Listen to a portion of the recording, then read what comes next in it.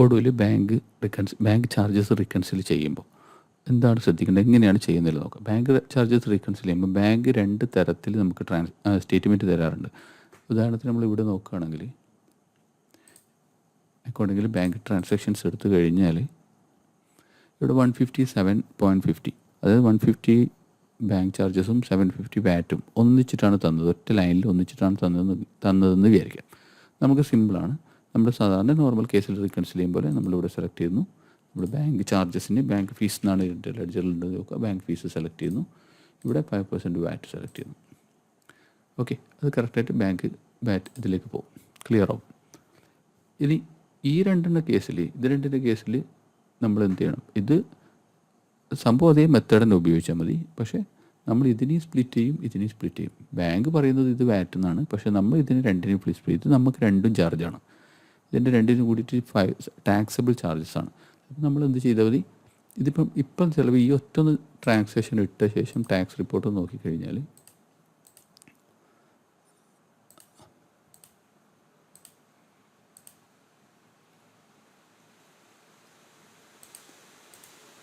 Okay, ഇപ്പോൾ ഇവിടെ 5% tax 150 750 വന്നിട്ടുണ്ട്.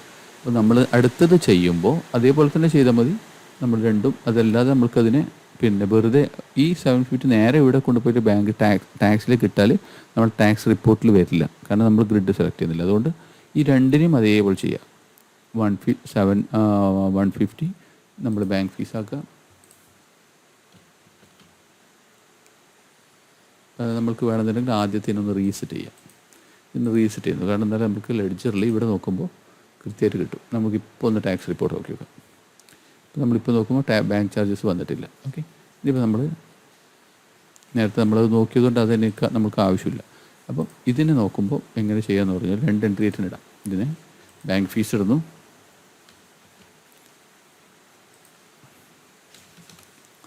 ബാങ്ക് ഫീസ് ഇടുന്നു, 5% ടാക്സ് സെലക്ട് ചെയ്യുന്നു, അതിനെ സ്പ്ലിറ്റ് ചെയ്തു, 7.14 ആക്കി വാറ്റ് ചെയ്തു. ഇനി 750നെയും അതേപോലെ ചെയ്യുന്നു. അടുത്തതിനും രണ്ട് നമുക്ക് രണ്ടാം ചാർജ് തന്നു, അതുകൊണ്ട് നമ്മൾ എല്ലാവരും സ്പ്ലിറ്റ് ചെയ്യുന്നു, വാറ്റ് ഇടുന്നു. Okay, 0.36 validate. ഇത് രണ്ടും കൂടെ വാലിഡേറ്റ് ചെയ്തു, രണ്ട് സ്പ്ലിറ്റ് ആയിട്ട് തന്നെ വാലിഡേറ്റ് ചെയ്തു. ഇതിന് ടാക്സ് റിപ്പോർട്ട് നോക്കുകയാണെങ്കിൽ 750 നമ്മൾ കൃത്യമായിട്ട് 750 നമ്മൾക്ക് ടാക്സിലേക്ക് പോയിട്ടുണ്ട്. പക്ഷേ 2 ലൈനായിട്ടാണ് ഒടു എടുത്തിട്ടുള്ളത്, കാരണം നമ്മൾ 2 ലൈനായിട്ട് സ്പ്ലിറ്റ് ചെയ്തിട്ടുണ്ട്. അതായത് 142.86 ഇതും 714 ആയിട്ടും പിന്നെ 714നെ 7.36 ആയിട്ടും. പക്ഷേ ടോട്ടൽ നമ്മൾക്ക് കൃത്യമായിട്ട് 750 തന്നെ വന്നിട്ടുണ്ട്. നമുക്ക് എന്താണോ വേണ്ടത് അത് തന്നെ കിട്ടിയിട്ടുണ്ട്. അപ്പോൾ ഈ രീതിയിൽ ചെയ്താൽ മതി.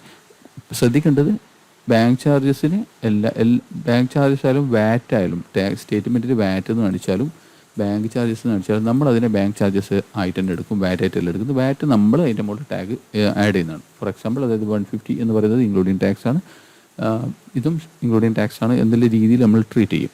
അപ്പോൾ നമുക്ക് കൃത്യമായിട്ട് റിപ്പോർട്ടിൽ ടാക്സ് റിട്ടേണിൻ്റെ റിപ്പോർട്ട് തന്നെ കിട്ടും. അതല്ലെങ്കിൽ നമ്മൾ ഈ 750നെ ഇത് വാറ്റാണ് എന്ന് വെച്ചിട്ട് അത് മുകളിൽ വാറ്റിലേക്ക് നമുക്ക് ഇടാൻ കഴിയില്ല. അങ്ങനെ ലെഡ്ജർ ഇവിടെ ലെഡ്ജർ സെലക്ട് ചെയ്ത് കഴിഞ്ഞാൽ നമ്മൾ ഈ റിപ്പോർട്ടിലേക്ക് എഫക്റ്റ് ആവില്ല, കാരണം നമ്മളവിടെ ഗ്രിഡ് സെലക്ട് ചെയ്യുന്നില്ല, ടാക്സ് ഗ്രിഡ് സെലക്ട് ചെയ്യുന്നില്ല. അതുകൊണ്ട് അപ്പോൾ ഈ രീതിയിൽ ടാക്സ് മാനേജ് ചെയ്താൽ മതി.